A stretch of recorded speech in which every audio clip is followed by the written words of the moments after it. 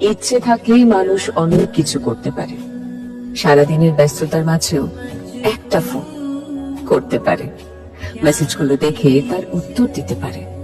হাজারো কাজের মাঝেও সময় বার করে ঠিক দেখা করতে পারে। আপনার ছোট্ট ছোট্ট ভালো লাগাগুলোর খেয়াল রাখতে পারে। মন খারাপের গল্পগুলো মন দিয়ে শুনতে পারে।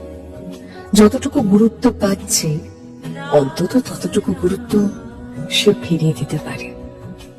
হাতটা ছেড়ে না দিয়ে আর একটু চেষ্টা করতে পারে। কিন্তু যদি ইচ্ছে না থাকে তাহলে মানুষ এর কোনোটাই করতে পারে না।